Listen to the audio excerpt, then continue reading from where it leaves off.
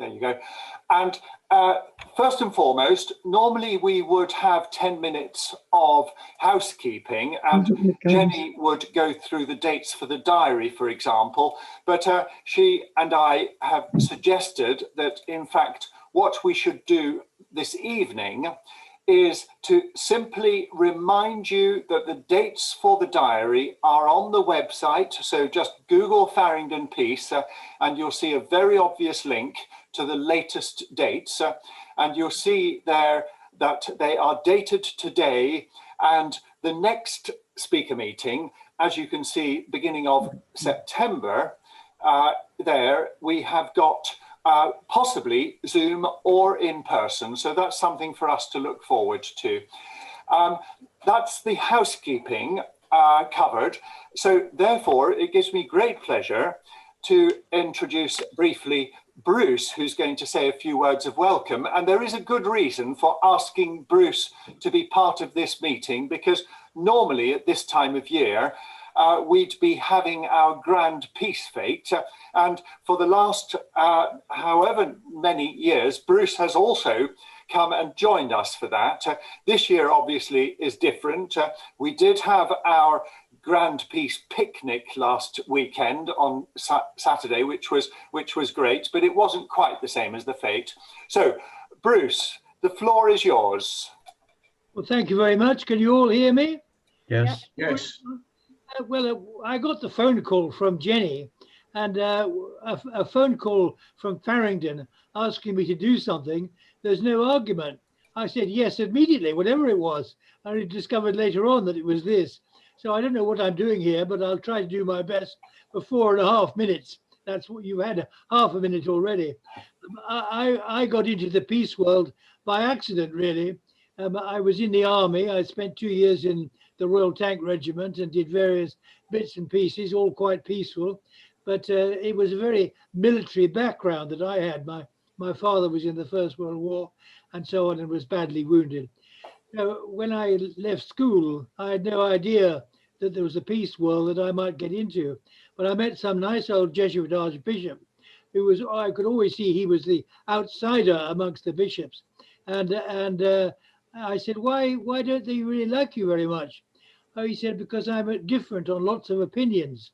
So what do you mean about peace and war? He said, yes. Then he looked at me and he said, would you be willing to drop bombs that would kill hundreds of thousands of innocent people? And no one ever asked me that before. I said, well, no, not really.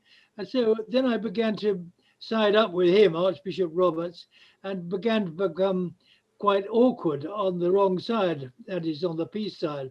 And gradually, I think the opinion has very much changed. So I'm now acceptable in every way. And I think we're in a very good moment, because a lot of things are happening that are very positive and that we've helped to build, really. I mean, there's quite a good stuff going on now about nuclear weapons. And I think that the nuclear countries are now in a very embarrassed position about the whole thing. But this thing really sprung out of the arms sales, didn't it? This meeting came out of a meeting about arms sales. And I think we're very positive to have 3 major countries, Bristol, Cardiff and Birmingham, have refused to have arms sales exhibitions in their place. That's quite a big step forward for any civic centre to refuse to do that. And we've got things coming up very shortly. In Barcelona, there'll be a big meeting of the International Peace Bureau. That's in September, I think it is. October, no, the Barcelona one is in October 15th, and that's international. Everybody can go there. And then we're having one in Glasgow on the question of climate change, because what people are avoiding talking about is that war and militarism is a major cause of CO2 and of climate problems. But that's not got talked about nearly enough. Well, now there's a big meeting about it and everybody's welcome. So I think there's actually quite a lot of things that are going on very positively for us. And I'm quite optimistic about the future. I think the COVID is clearly taken the center stage. People's feeling of threat is coming from diseases and things like that, and arming yourself up to the teeth does nothing whatever to protect you against the kind of dangers we actually face. Well, now is looking at getting ready for this. I mean, that's 4 minutes now. I'm going to stop in a minute, so hold your patience, Mr. Chairman.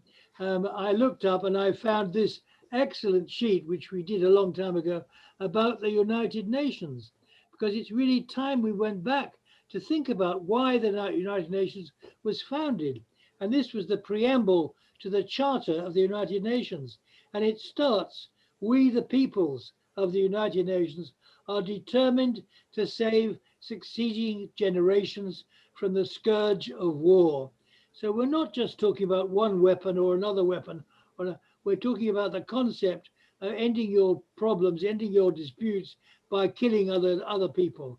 And that is out, as far as I'm concerned. There are better ways of living in peace in the world. And I think all I could do tonight is wish you all well with your discussion. I look forward to hearing the speaker very much indeed. I didn't know she played football so much, but anyway, I'm glad she does. I will be very attentive, and now I will shut up and leave you to get on with the meeting. Thank you very much indeed. Thank you very much, Bruce. Thank you. And a lovely introduction to JACQUI now. So, yeah, JACQUI, you've gone off mute. Well done. Yes, thank you. Thank you very much indeed, Bruce. JACQUI, all yours. Yeah, Bruce, it's lovely. I feel quite honoured to be at a meeting that you've next to you, as it were, on my little screen. So, and I have been a member of various peace groups over the years with a sort of big gap in the middle. And recently it's got involved. I'm actually on CND Council as well again, but really coming back at it through Greater Manchester and District CND and the activities that have been going on in Oldham Peace and Justice. Now, thank you, Jenny. Jenny's been very persistent in contacting us to try and get us to speak. I know you saw something earlier on in the year. I think it probably followed one of the March Palestine. I don't know how much people know or what you don't know. I mean, I am from Oldham Peace and Justice. As some of you heard at the beginning, I'm going to run through what the group is. And then for those of you who are interested, because we're quite a mixture, what we're doing at the minute and how it has radically taken off really recently, and how many of us are feeling, despite distraught really about a continuing situation in Palestine, very, very, very, very fired up, if you like, in a way I haven't felt for years, about activism, about doing what you can where you can, and making the links, many of which are things that have been, as Bruce said, been built on for years. This doesn't always come out of nowhere, does it? I mean, something changes, but so it feels like quite an important time, certainly here for us in Greater Manchester and particularly Oldham at the minute.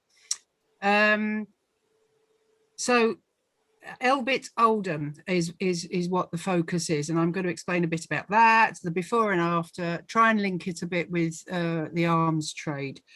I will give you some links. I think we were going to have a go at a couple of video clips, but I think it's much easier all round for those of you who want to. There's so much information out there, and I will give you the links so that people can watch it at their leisure. So we've been campaigning. Actually, I was going to ask for questions. I'll whiz through this and then let's see what it is in particular that people might want to hear a bit more about. Okay. We've been campaigning around Elbit Systems UK in Oldham since about 2018. Prior to that, there were some other protests and awareness raising that had happened through Palestine solidarity campaigns and some campaign against the arms trade type of events, but they had been fairly sporadic. We set up with a key aims of more broader than just Palestine or Elbit out of Oldham, which has actually become obviously our tagline at the minute.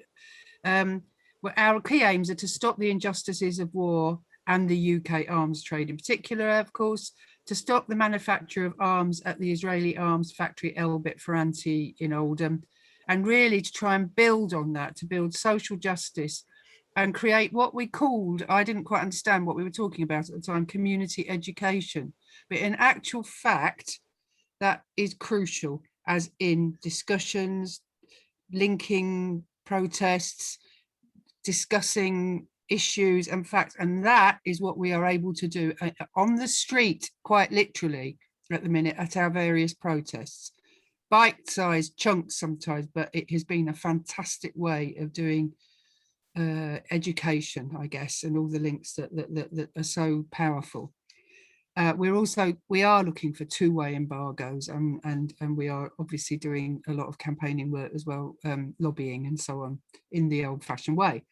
So many people in Oldham were already horrified to find out that there was an Israeli-owned arms manufacturer on their doorstep, and had been involved back in 2014 when there was the big bombardment of Gaza back then. There were a number of quite angry protests in Oldham, particularly amongst South Asian communities who are well aware of what goes on in Palestine, much more than I would say the general population. So we've got a core group, if you like, as big as who I'm looking at now, really, not many in terms of, you know, huge numbers or anything, but we've been a core organisers. And when I wrote this first, we had 300 people on our contact list. That was in March. We've now got well over 600. And that's people who want to be kept regularly in contact with what's going on. We did the usual campaign things leading up to this. I mean, actually quite a lot of years of stalls, leafleting. We joined a free Kashmir demonstration because Elbit also sells arms to India, and there's strong feelings around that. Petition, public meetings, Zoom events, for example, the one that Jenny joined. We've tried to engage the staff, which is quite difficult in the Elbit in Oldham. We weren't even allowed to present them a letter. They're not members of the union and so on. We've tried to involve local politicians, quite interesting with local councillors, but they've been, whilst they might nod that they agree with us, they take the Labour Party line of being scared to death to say anything about Palestine, really, in case it's seen as anti-Semitic. And although I think that is slowly changing now, we have got a semi-supportive MP, Debbie Abrahams, who has done quite a lot, but that's slightly different when it comes to some of the actions which in government terms are illegal around the protests, some of the protests at Elbit. We had we had been holding vigils outside. I'm just going to just describe to you, when I'm talking about Elbit Ferranti, it's a big old mill building. It's not on an industrial estate, it's in the middle of a residential area of somebody described it as working class area. I don't know, it's mixed area in terms of housing, 3 miles from where I live, if you like.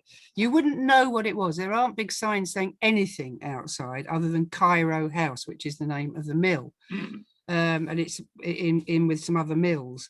It was Ferranti for a number of years. It was a big employer in Oldham, and many people loved Ferranti, if you like. It was one of those, it encompassed Oldham. Jackie Burke's mother, CND Jackie Burke's mother worked at Ferranti, and Jackie grew up going to the the things at Christmas and so on. So there's that sort of background. But in 2007, it was bought out by Elbit UK. And this was part of a big campaign they had, if you like, of gradually taking over a number of firms, which we'll come back to. And that is, so that's the building. It currently employs 100 staff. There's hundreds in the old days, and it's gradually going down year by year, which is sort of interesting. But since the beginning of this year, so we've been doing regular things. There had been 3 years ago a very successful rooftop protest where 3 activists were up there for 2 nights and 3 days. It caused a huge amount it closed the factory down. They didn't do any criminal damage or anything. They just occupied right at the top, and I'm talking right at the top.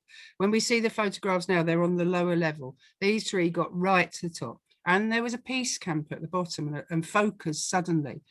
They were taken down, arrested, but never charged. So what has been happening is there have been actions happening at the various other Elbits around the country, but nothing ever got to being charged. gradually, for some anyway, for some activists, the game has changed slightly. And certainly at the beginning of this year, and that was the clip I was going to show at the beginning, Palestine Action, which does have a web page with some very interesting information on it. They are the activists at the minute. They're a combination of Palestine Solidarity, XR, Extinction Rebellion, that is, and other activists who have got together and decided that direct action of the most direct form is the only way that anybody's going to take any notice. And these are the ones that have been going on and splashing buildings with paint, smashing windows, taking photographs, and doing, they are now being charged. None of them as yet have come up in court, and I'll talk about that in a minute. What has happened for us locally since the awful attacks on 6th of May of the Al-Aqsa Mosque, and then the subsequent awful bombardment of Gaza again, which seems to happen in slow motion when the bombing of Iraq and various other things that we've seen over the years. It just throws you back into despair sometimes. But as that started, as we were seeing that again, this time on social media as well as everything else, things came, just protests just suddenly happened, lots and lots of protests. So that was where, for me, we had a particular one about a mile away in a community where somebody had suggested, with some of the mosque leaders and community members, it was only a mile away from Elbit. We met, hundreds of people turned up, and then spontaneously walked the mile up the road, stopped slowing down the traffic, because that's just what happened, and blockading outside Cairo House. And people are feeling the direct link, tangible and there. Now, they were there for about an hour, chant and so on. I guess feelings are running quite high. So that's that thing in those sort of instances about what happens. But actually, from that, we've then organised a whole number. There were spontaneous ones around Oldham, young people. This isn't the thing that's different now in Greater Manchester. I'm sure many of you will have been on this, or maybe recently, I don't know, the Palestine protests. Huge age demographic, really different, and level of involvement now is something that is quite different from what I've seen before. I'm just trying to see how long I've done already before I work out which bit I'm going to jump to. Shall I tell you a bit more about Elbit Oldham? Elbit, I'll come back if you want to some of the issues. Where am I? How long have I got? I didn't start the clock. Well, don't worry, Jackie, don't worry. All right, we'll come back to, there are a number of issues now for us. We are now at the minute, there have been some other occupations by Palestine Action. People have been arrested. We are meanwhile doing our regular vigils, which we were doing monthly, have now turned weekly, and one big demo in Oldham that was just brilliant. But the weekly ones now involve blockading the road every week. The police actually block off the road, so it's safer than it used to be, because this is quite a fast through road sometimes. Now, yesterday, somebody who broke their bail conditions on something they'd done, I was unaware of this, actually did get arrested under our noses for breaking their bail conditions. And for those activists with Palestine Action, there's some serious business going on in the background. And again, I will come back to that in a minute. But for the rest of us, so we do it weekly now. The workers either go home early now. They were waiting till we'd gone. We're not blockading the workers coming out direct. We did when we were smaller. Always have banners up there in our monthly ones. For the moment, that we're not doing that as they go out, but we are blocking off the road, and each week there's been various themes, different groups come. We're not running it. This is happening itself, if you see what I mean. And what's been particularly, I mean, sometimes we're pulling speakers in for people who want to speak, Palestinians, young activists, people that have been around a bit, but some that are new, and children. So children have been so disturbed by what they've seen, I guess. They've wanted to take part as well. Got a very powerful one week that there are pictures up on the Oldham Peace and Justice Facebook page, if anybody does that sort of thing. It was 66 children in Gaza, weren't there, in those few bombings, and we managed to get pictures of most of them, and they held them up outside this because there are direct links, which I'll get to in a minute. Silent, and it silently swept round video. The power of all the stuff we then put on social media with some other groups that got involved, we've suddenly got a reach of something ridiculous like 30,000 views with 10,000 people actually engaged. It's like, it's massive in a way, and on one level that little past that again, maybe, but I think we've got things to build on. So Elbit Systems UK, Israeli owned. It's the largest private military arms company in Israel. It makes a wide range of weapon systems and technologies developed through extensive, what they call real world combat experience. What they mean as well, and they sell all their stuff as field tested, is they've tested it on Palestinians. And they have, and there's loads of records of this. And even though UN and various other bodies, things have been declared illegal, we shouldn't be exporting to countries or giving licenses where we know where the stuff might be used on. I guess that's slightly different from where it came from, the research, but we know there are direct links. So we knew when those bombings started that what we had in front of us in that innocuous looking mill was part of a very insidious arms trade network.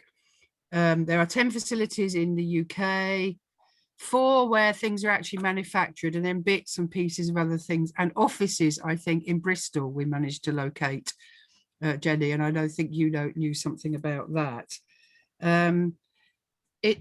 Elbit Systems had a stated aim back in 2007 when it bought Ferranti, which was to firmly establish a UK market, to make it almost a home market like it has in the US, and blow me, that is exactly what it's done.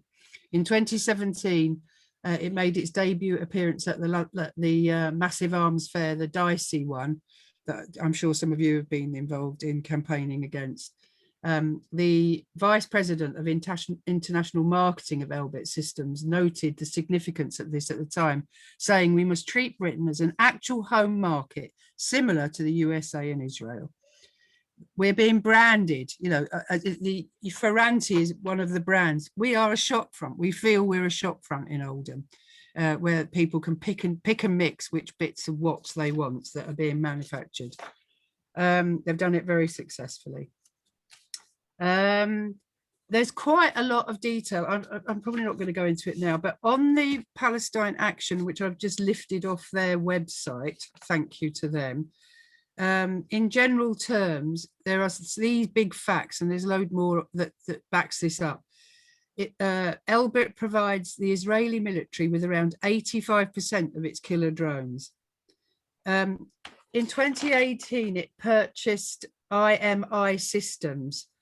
They are a sole supplier of small caliber ammunition. This means it makes the bullets as well, the bullets, that not only the various things, but the bullets as well that are obviously used, as we know bullets are. It has munitions and components for Israeli attack aircraft. It provides electronic detection fence systems on the apartheid wall in the West Bank, for example, and has been contracted to make the new underground wall around the blockade on the Gaza Strip. It has huge international reach. 80% of its equipment is sold outside Israel.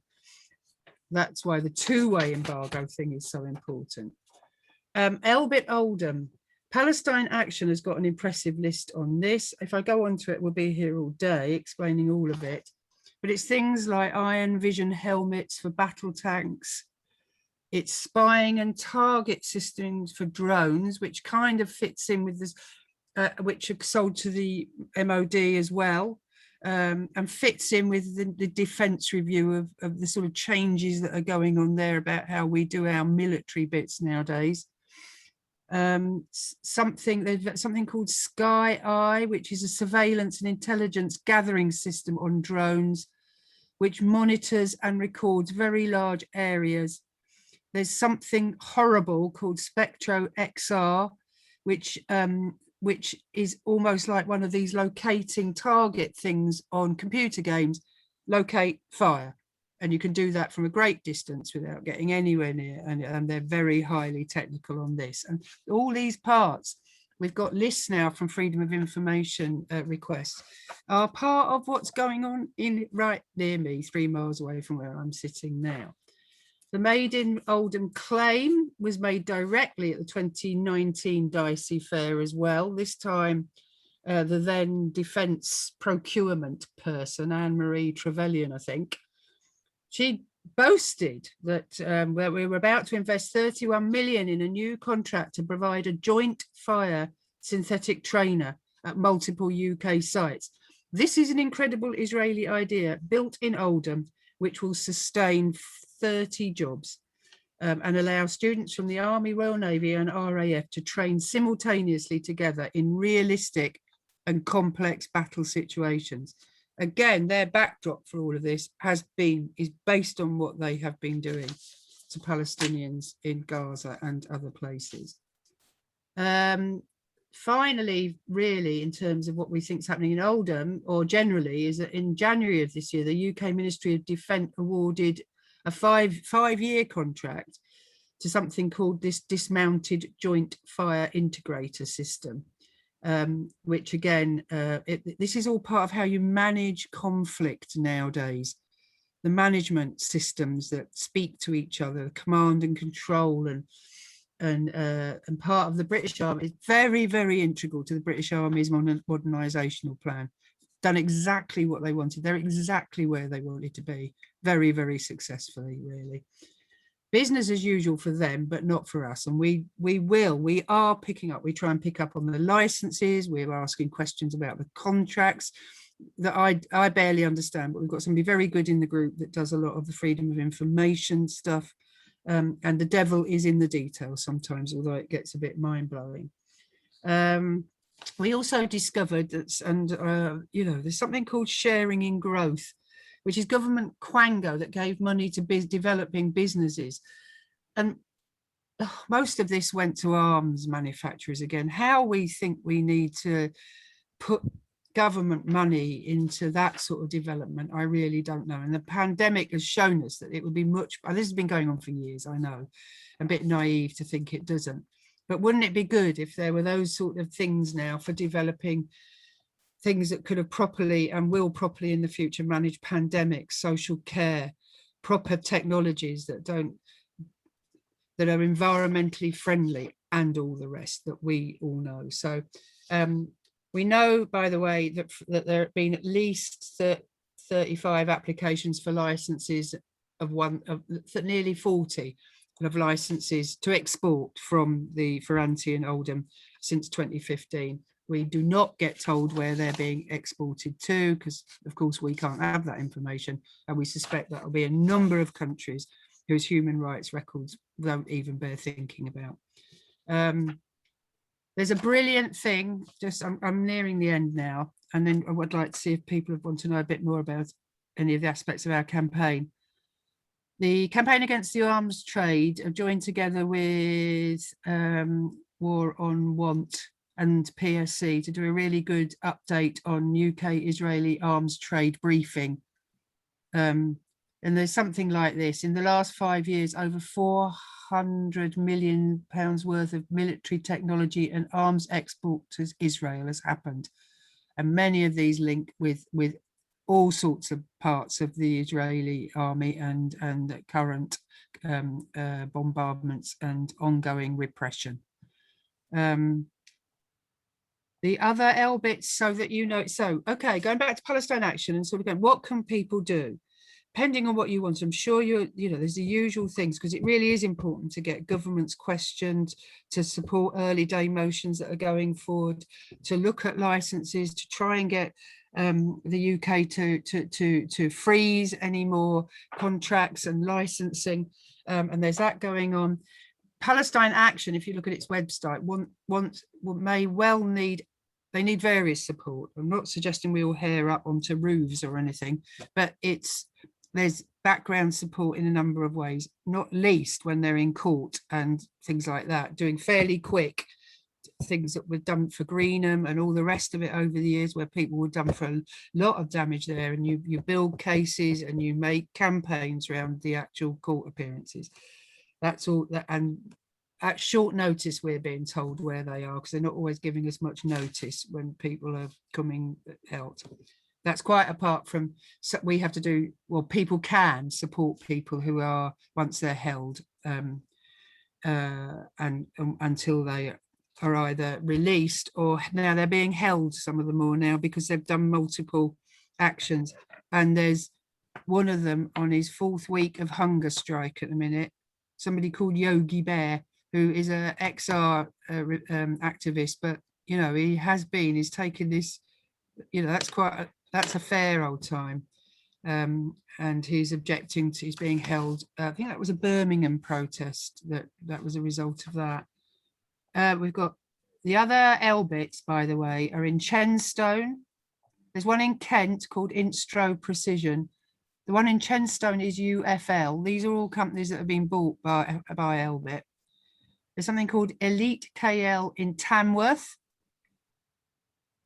And there's one in Bristol. There was also, what's the Leicester one recently then, that I've been to there. And they occupied that for 6 nights, and the Fire Brigades Union refused to go and use any of their equipment, which they have to help the police. 6 nights, and absolutely hundreds of people in Leicester who had not been involved before went out and supported them over that whole period. So, okay, there we are. I've rambled a bit, haven't I? Is that, have we started scoring yet, anyone? No, we're not Okay, allowed to look come on. Sorry, that was a big ramble, but I'm wondering if anybody wants to ask me anything. I hope you do. Well, Jackie, it's very, very inspiring what you're doing. And yes, no one's allowed to look at their phones, by the way. Oh, I am. Now, yes, please, 2 questions. Either raise your hand visually or use the hand raising reaction button at the bottom, whichever you prefer. Jackie, I'd like to just start I'm very interested in your weekly vigils, and you said that they're almost organic in the sense that you don't even organize them, they just happen. But what exactly is the profile of the people who turn up, and how many are there? Okay, I guess that we organise them in that we put it up on a website now, that what the time is and where we're going to meet, which is the same place. Who turns up does vary. The profile now is a huge number of families, still a lot of majority now South Asian. Or you know, they're from Oldham, most of them, but South Asian communities in Oldham. Lots of activists that have been active for years, people that are retired and have got the time, as it were, because this is between 3:30 and 4:30. So there's a number of what I call the usual that have been doing it for a bit, but and the age profile is young, you know, and people that are speaking are young. Let's say, I don't know, school students, college students, children and then and a lot of women, which is we've noticed in Manchester as well. Very passionate, articulate, willing to try new things, and in the end it gets that big. We don't lead it. I think what we've got is there's a couple of activists who have been doing it a long time who are just brilliant, who are able to read a situation and pull people in, get people off the street to speak, if you like. Some of us have prepared a bit, and go with a flow that quite often now does involve doing marches. on top of that, they have a lot of, we do have the odd organised things or themes. So let's, okay, the last one, I counted 60 yesterday. Now, in May, it was hundreds. We're talking one point, let's say 300 out there. So it's gone down to 60, but believe me, there's been 3 of us delivering letters to at some point. And even during the pandemic, we stopped for a bit in the beginning of the pandemic, but then it was very small. We had tried to be COVID secure. To be honest, that's been quite, that's been challenging over the last bit because people are just coming out in big numbers.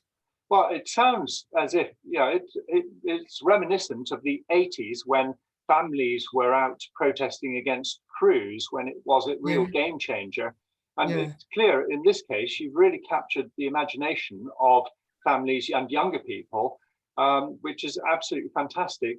Clearly, as I'm well aware, I'm sure that the age profile of most peace groups is going up into retirement age. Well, that's certainly been the case with Palestine Solidarity to some extent as well.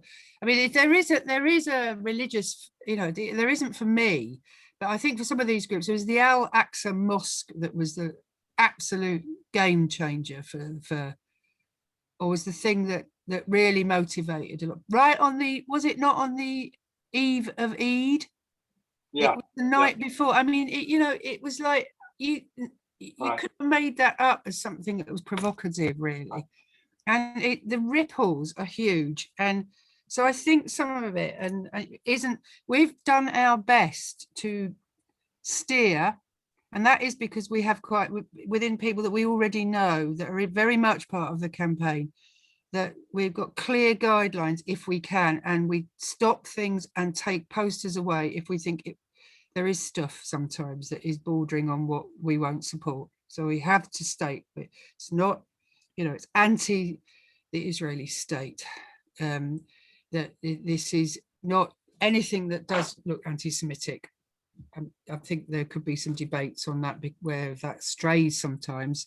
For example, yes, I won't go into all of that, but we do try and keep. And I think we have now managed to get a tone and parameters that we as the activists that are there long term, if you like. But we don't own that bit of protest, as we know with other protests over the years. It's quite interesting comparing it to, say, Greenham that I was involved in, and other things where there's been direct action, and the change in direct action that's been going on through these other groups, Extinction Rebellion and peace activists down at Dicey, they're doing all sorts of things. Arms Fair. So thank you. Yeah, Jackie. Sorry, I'm rambling again. Phil, did I see your hand? Did you raise your hand? You're still on mute. He's watching the football. Yeah, unmute, Phil. Anyone else? Nigel, go ahead while Phil is working out his unmute. Yeah. Thank you very much, Jackie, for that very interesting thing. I'm from Oxford C&D, and we do send round details of what you send us to all our local contacts, what happens in Oldham and Brighton and so on. And one of our interests here particular is we have an American base on our doorstep, RAF Croughton it's called, but it's actually American. And they, one of the main things they do there is facilitate the drones flying from Djibouti into Somalia and Yemen. So that's all done, directly from Croughton. And one of our interests here also in Oxford is we have Drones UK based here. And so this link between the use of American drones and also the British drones, which incorporate all this knowledge from the Israeli experience in Palestine.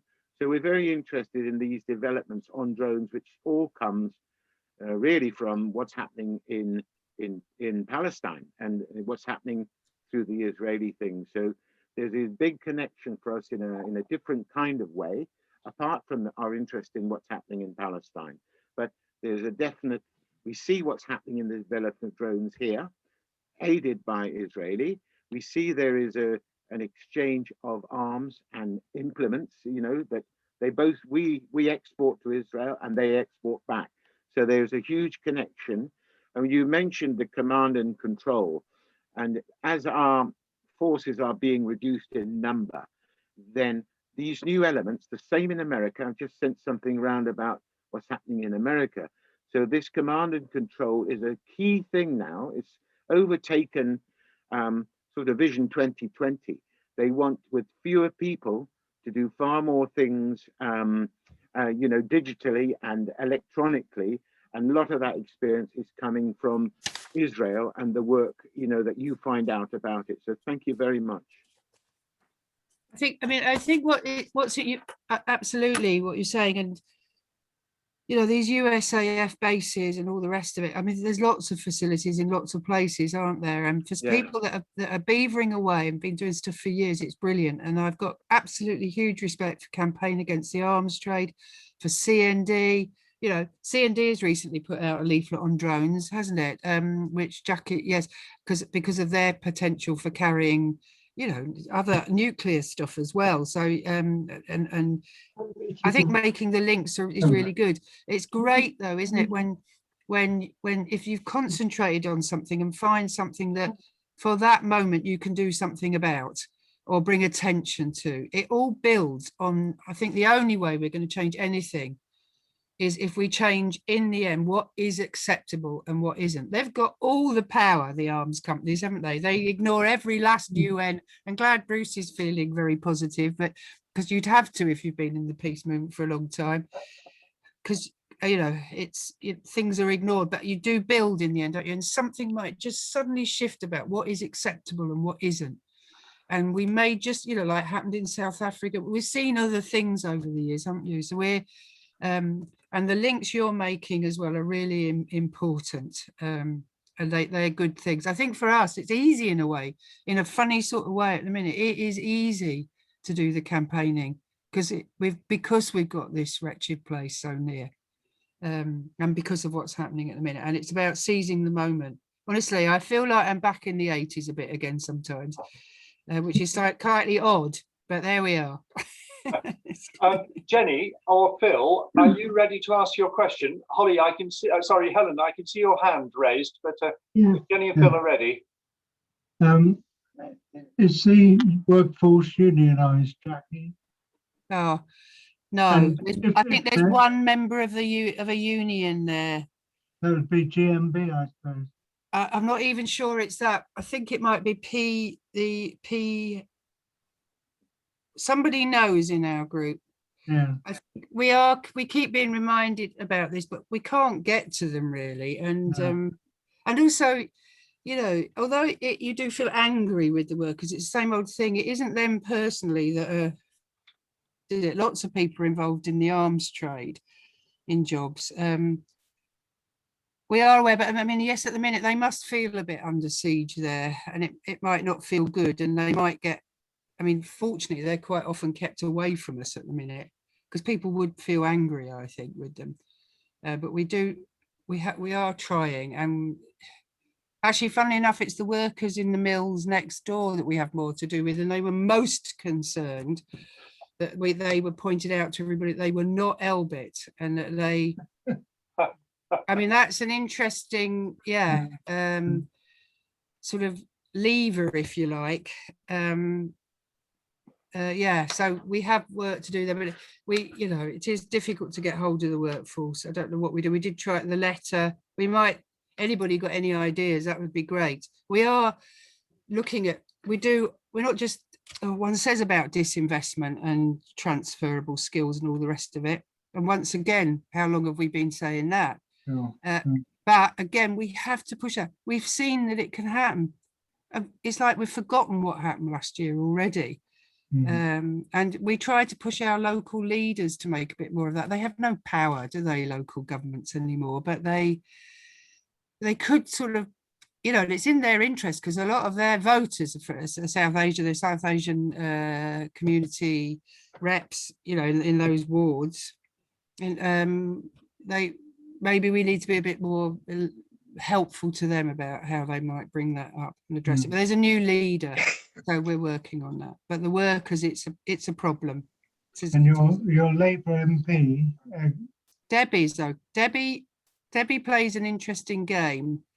yes, I can imagine. Yes, she has been very supportive. I'm involved in a lovely scholarship. We raise money for scholarships for 63 women students, 60 in Gaza and 3 in the West Bank. We've been doing that for a number of years, and she's brilliant at supporting that.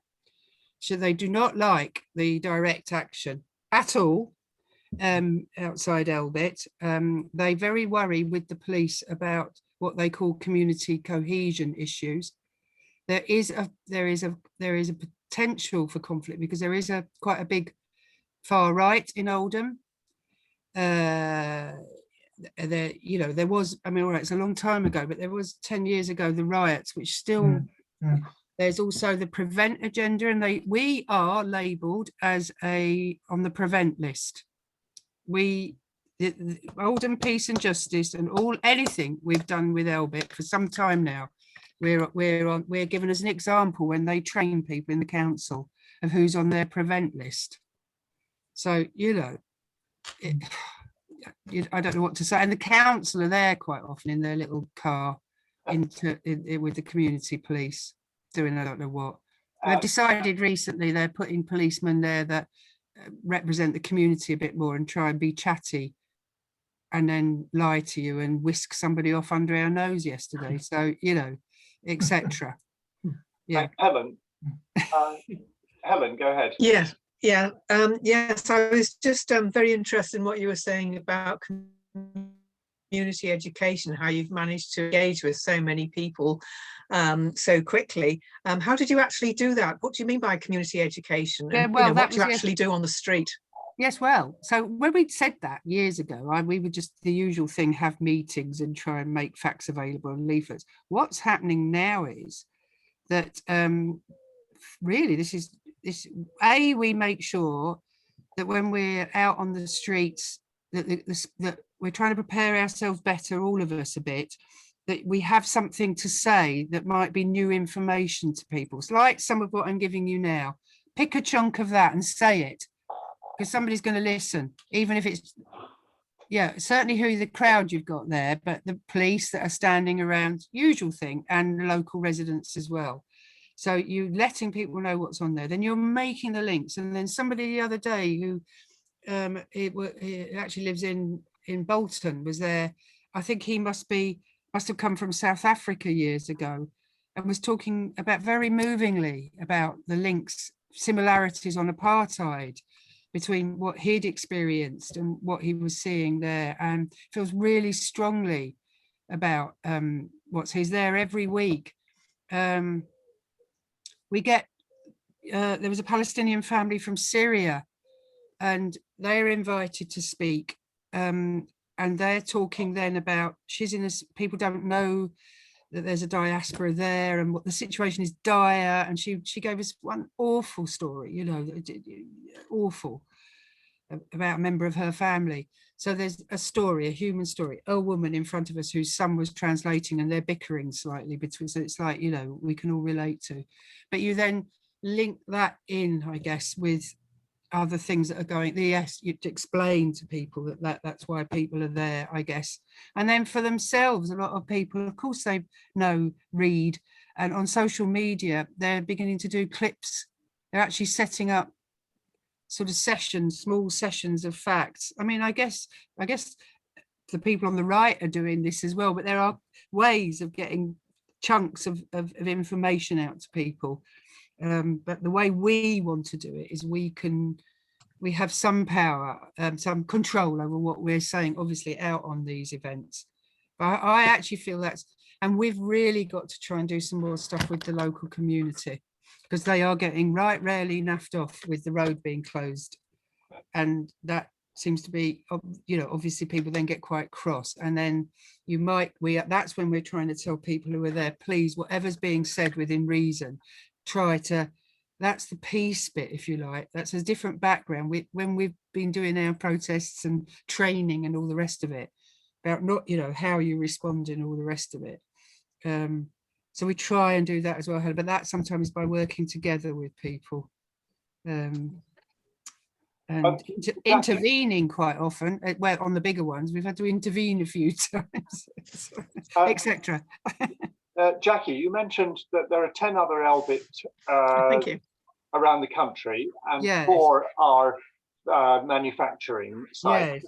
Yes. Do you have links with similar groups for some of the other Elbits? There's not many other. That's what's quite interesting is I think we're one of the few that's actually built a campaign around it. I think some of the others, that there may be others, but they haven't got such active local groups. They've got peace groups like Palestine Solidarity that might offer support, or now Palestine Action and but it hasn't got a community-based group, funnily enough. We do link through individuals and through PSC and through various things, but not actively. We do round some of the actions. We do know when things are. We don't know in advance when some of the big ones happen, for obvious reasons. We just don't know. Yeah, but we share the support after that. Yeah. Thank you. Do we have any other questions from anyone? Jenny? Can you hear me this time? Yes. Oh, good. Jackie, I have read that some of these weapons are tested on a couple of the air bases in this country. Can you tell us a bit more about that? That's interesting. Well, actually tested there. That's what I understood. Perhaps I've got it wrong. But I can't remember the names of the bases. I know that at places like Cranfield and somewhere else in Lincolnshire over in that direction, they've got that, the training simulator is sort of set up over there, I think. Sounds as if that might be what I... Yeah, and that training simulator, know that because some of the Sheffield women who are activists, they tried to do a bit of a sort of choir protest outside there. They're coming to do one outside in Oldham next week, which is nice. So there's definitely something over there, Cranfield. I think I've got a list somewhere of what it maybe somebody else knows. Nigel has got there. Go ahead, Nigel. Yeah, the British drones are tested at Aberforth in West Wales. And of course, those machines, although they are built here, have quite an element, and some are exact copies and supplied by Elbit. So there's a huge element of Israeli technology in the British drones. We also have American drones, but they also probably have an element of Israeli experience and so on built into them. So Aberforth is where they test them out to sea, and they also use Salisbury Plain. They fly from Boscombe down over Salisbury Plain, usually at night, flying them out from there. All right. And also, I suppose there could be something at Waddington. I don't know, because we do have drone pilots based there, but I don't know whether they do any testing. That's where some of I'm not sure. British squadron pilots are based, also in America, but they're based also in Waddington and in America. Of course, they've also, I think Elbit was supplying drones for Europe for monitoring migrants, you know, in boats and things. Yeah. Heaven help us again, but not for the right reasons, I doubt. Jackie, you mentioned very briefly that you are breaching regulations. Presumably you meant by that it's the COVID regulations. Yeah. Well, we tried very hard to keep within them, but you know, more recently that's got more difficult with numbers and things, but they've not really been. They did actually threaten people with COVID fines, let's say in February, and actually we went away then, because they were going to issue you with those £100 fines. They did that to the protesters that were locked on in front of us. They also got a COVID fine for being out, and for God, yes, I know. So, but then, and then if you were there, you were threatened with a COVID fine. So we left. recently they have, so yes, we tried to keep our protests. I mean, I don't know whether you've been out doing protests, COVID friendly in the sense of whatever we were supposed to do, groups of 6, you know, the distance apart with masks. I still wear a mask. I mean, we've had quite high instances, don't forget, here in Oldham as well. So for some of us, particularly now, we've got a mix of young and old, you know, it just occasionally it's a slight challenge, and some people have only slowly been coming out. So that, but the other thing is they arrested some people for taking photographs after an action the other day. They happened to, I'm quite sure of the circumstances, but the thing about like breaking bail, or if they think you're part of what's just happened, there's conspiracy things people are being threatened with, and for being part of something, in terms of when they're doing when those other actions happen, the occupations or the paint. And a whole load of windows was smashed the other day. They got up quite high, smashed loads, and I think got in and did quite a lot of damage. So if you happen to rock up after that and take a photograph, even if you've had nothing to do with it, we're having to be a little bit mindful of that, but in terms of what's happening with support. And this is really serious, and I think we all know that anyway, this blooming bill that's going through at the minute about limiting police protest. You know, because somebody again from a protest outside a court was arrested the other day and done for chanting free Palestine, or Palestine. Yes, Yeah. wasn't it? Yeah, that was reported in the Morning Star. Yeah, that's right. Yeah. So, I mean, it didn't stop us chanting yesterday, but you know, it just depends on who feels like what at the minute, I think. Yeah. Yeah. What this pickup? Oh, well, I won't go on about that. Yeah, because that was another issue. So yeah. Do we have other questions from anyone? Jenny again. Could I just do a quick mention of what we have done in Faringdon? Nothing quite as dramatic as what you've been doing, but most recently we've done several Black Lives Matter vigils when we could have 6 people suitably spaced. But every year at Christmas time, and for the last almost 10 years, I think, we've done Women in Black vigils at Christmas time. Those are silent vigils, completely different to what I think the actions that you're talking about. But here's a rather silly question, I think. What do you do about, you say you have speakers at these gatherings. Do you have loudspeakers, you know, the physical loudspeakers or megaphones, whatever, or just people? No, we try to have megaphones. We then get we try and move it away from the local residents' houses that are directly near, because they were getting right royal fed up with it, and so we move it about a bit. So we do try and have a megaphone, for just again out of interest. I mean, not everybody's bothered about this, but that's, you know, when we're being discouraged from passing thing from person to person, aren't we all close? And then there you are.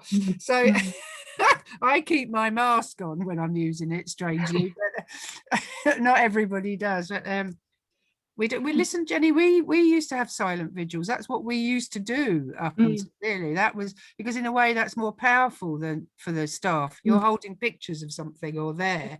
I should say that the women do the silent vigil bit, but we also have men backing up, giving out leaflets and talking to people. Good. So we back it both ways. Yes. No, I mean, we may well revert to have that. There are, I mean, I think I've told you, when they did the silent taking the pictures of all these children holding the pictures of the children. I know it's a bit emotive. Mm. It was incredible. I wasn't actually that one, but even when I watched the video, I'm thinking, my goodness. Mm. And when we've done that, when we've been quiet and swept round, or somebody has read out the names of people, or and there's that Yes. silent witness thing, and we can get that with these big crowds as well, as it happens. It's, as we know, that's equally as powerful. Mm. Mm. Thank you. Yeah. Have we got any other questions? We have reached 8:30. Do you feel, Jackie, that we should stick to the plan of sending out video links? We've got plenty of time for this. What will happen is that we'll put the link to the recording on the website. And then if you gather together the URLs for the videos that you think would be most interesting, then I can make sure that they're not only circulated by email, but also are on the website. So then people can very quickly kind of continue the story, if you like. And as I said at the beginning, there are likely to be quite a few people who will want to watch the recording of the meeting anyway. So in that way, the word spreads on. I should also say that in the run up to the meeting, I did also send out the link to your Facebook page, to the Peace and Justice Oldham Facebook page, which is a very rich page. It has a lot going on there. So that's also very inspiring. Well, I did. Well, anyway, I'm very pleased that Jenny persevered in chasing you and insisting on getting an answer. So thank you very much. It's really, and it is important what everybody's doing. You know, we know that, don't we? Because we all do in the way of peace, and like Bruce is talking about over the years, things all add up, I think. Yeah. Yes, and our campaign is very, you know, is not the more dramatic one, if you like. Ours is the more, right, it's taken this turn at the minute in terms of numbers, but we're still doing the basic stuff that you do and try to get change and show witness and protest, that, you know, and resistance. We are there in solidarity with people who are resisting, in this case in Palestine, and people know it, that we're there. So it's I think it's so important to get out on the streets so that people can see you. Yeah. Well, Bruce started us off this evening with some inspiring words and definitely positive signs that there are good things also to be celebrating, and that in some cases things are moving in the right direction. And obviously, Jackie, you made a point about, you know, Bruce has been at it for so long that you have to be positive to be able to continue the work. And Jackie, you've been, I must say, for me, incredibly inspiring. So if we could all just show our appreciation in the usual way, you can even go off mute if you want.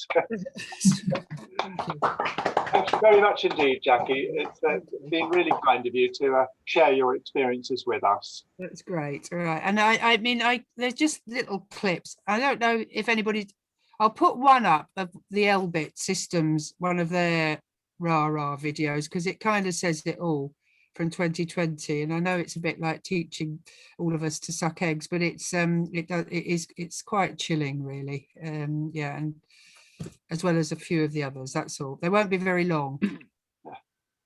Thank you. Anyway, thank you. It's been very nice. Yes. Well, thanks again, Jackie. So we'll close the meeting now, and so you will be able to also watch the recording. All right. Thank you. Thanks, everyone. Thank you, Jenny. Bye. Bye. Thank you again, Bruce. Thanks. Bye.